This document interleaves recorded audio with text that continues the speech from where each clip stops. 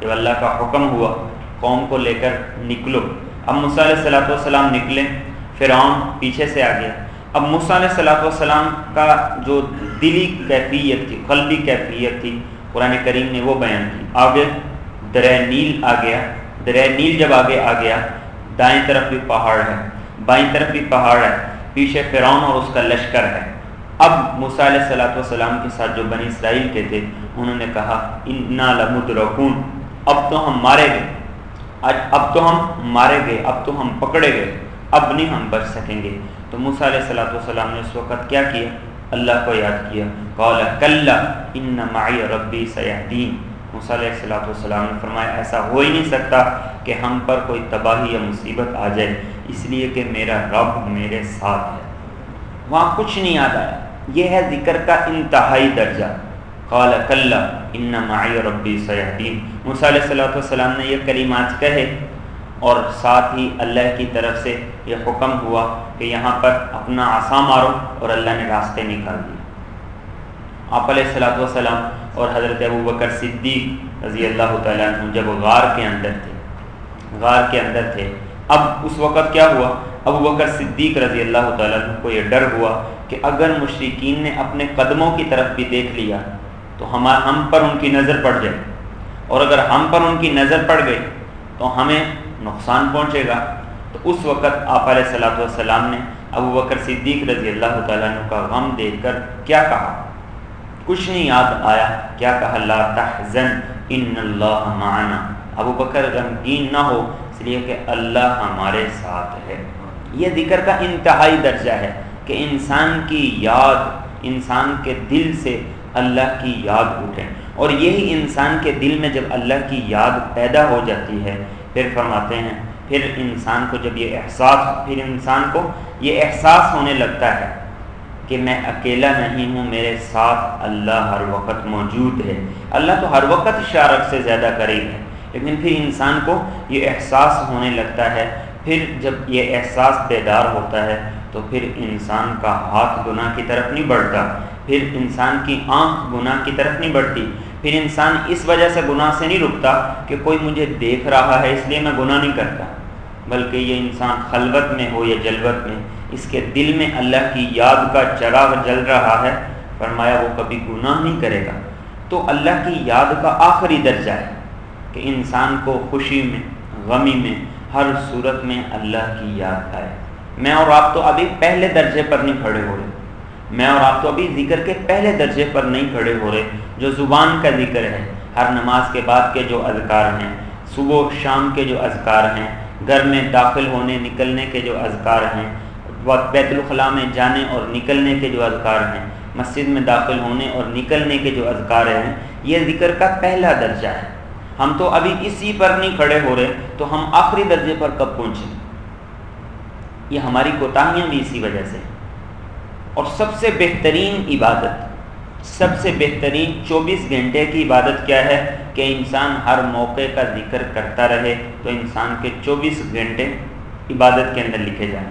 سونا ہے، سوتے ہوئے جو اذکار ہیں وہ آدمی پڑھ کر سو جائے، اٹھنا ہے، اٹھ کر جو اذکار ہیں وہ آدمی پڑھ کر اٹھے، تو اللہ ساری رات عبادت کا ثواب لکھ دیتے ہیں۔ تو یہ زبان کے ذکر کے اتنے فوائد ہیں، تو اگر انسان کا دل ذکر سے منور ہو جائے، انسان کا دل ذکر کی روشنی سے منور ہو جائے، تو پھر انسان کی کیا کیفیات ہوگی۔ ہم دیکھیں کہ ہمیں مصیبت کے وقت کوئی مصیبت آ جائے، کوئی آفت آ جائے، تو ہمیں کون یاد آتا ہے؟ بیمار ہو جائیں تو ہمیں اللہ اس وقت یاد آتا ہے جب سارے اسباب دم توڑ جائیں، جب ہماری ساری کوششیں انتھک کوششیں رائگاں ہو جائیں، پھر ہم کہتے ہیں یا اللہ شفا تو نہیں دیں۔ سنت رسول کیا ہے کہ دل اتنا زیادہ اللہ کی یاد میں محو ہونا چاہیے کہ سب سے پہلے تم اللہ سے مانگو، صدقہ دو، اس کے بعد تم علاج کرو۔ کوئی مصیبت آ گئی ہے تو ہم پہلے اپنے اسباب کی طرف دوڑتے ہیں، لیکن جب اسباب سے نہیں بنتا تو پھر ہم کہتے ہیں جی دعا کرو اللہ کرے گا، دعا کرو اللہ کرے گا۔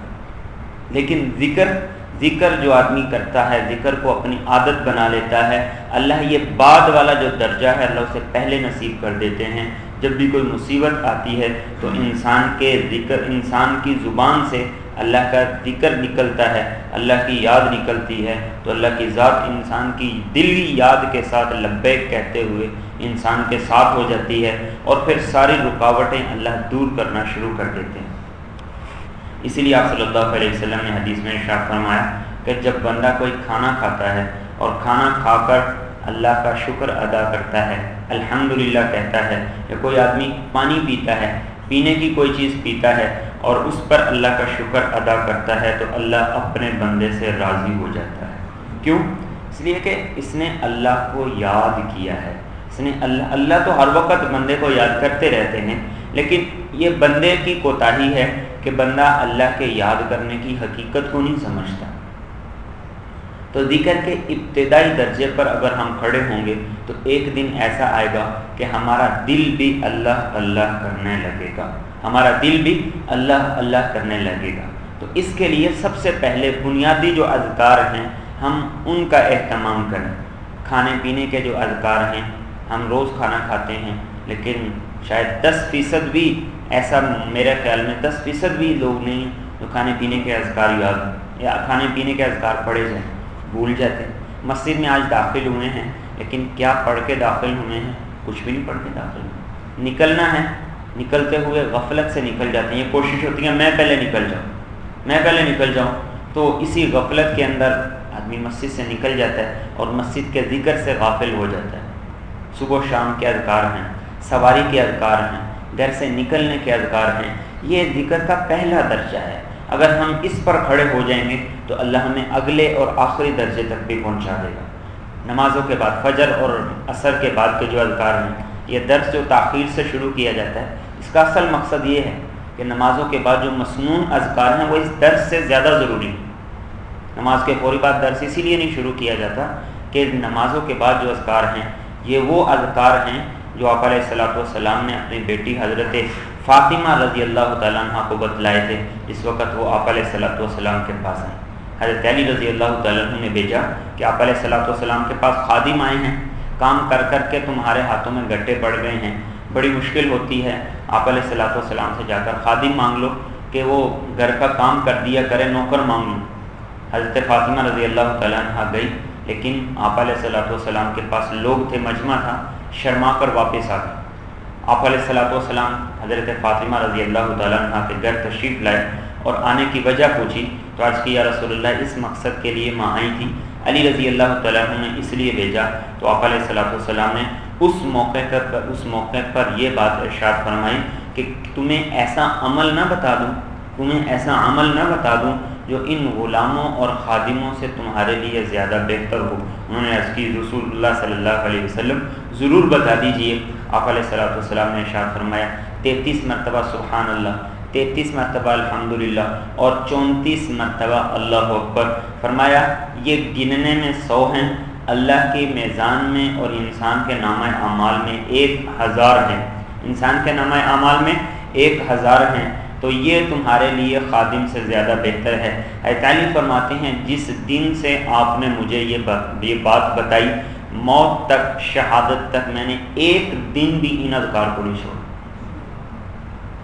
ایک دن بھی ان اذکار کو نہیں چھوڑا۔ تو یہ پہلا درجہ ہے۔ فجر کے بعد کے اذکار ہیں، ہر نماز کے بعد کے اذکار ہیں، اور عصر کے بعد کے اذکار ہیں۔ اگر پہلے درجے پر کھڑے ہوں گے تو اگلے درجے پر بھی اللہ پہنچائے گا۔ تو آپ علیہ الصلوۃ والسلام نے خواب میں کیا دیکھا کہ میرا ایک امتی ہے، اس کو چاروں طرف سے شیاطین نے گھیر لیا ہے، وہ شیاطین کے گھیرے اور ان کے حصار میں آ گیا ہے، لیکن اللہ کے ذکر نے اسے بچا لیا اور وہ ان شیاطین کے نقصانات سے بچ گیا۔ اللہ رب العزت مجھے اور آپ کو کثرت سے اپنا ذکر کرنے کی توفیق عطا فرمائے۔ اللهم يا سامع الصوت ويا سابق الفوت ويا كاسي العظام لحما بعد الموت صل على نبينا وحبيبنا وشفيعنا أفضل صلوات بعدد معلوماتك اللهم اكفنا بحلالك عن حرامك وأغننا بفضلك عمن سواك اللهم إنا نعوذ برضاك من سخطك وبمعافاتك من عقوبتك وبك منك لا نحصي ثناء عليك أنت كما أثنيت على نفسك صلى الله على النبي الكريم وعلى آله وأصحابه أجمعين برحمتك يا أرحم on Facebook. I know you would love to connect with Islam to focus. Link is given for your ease. Get connected. Jazakallah.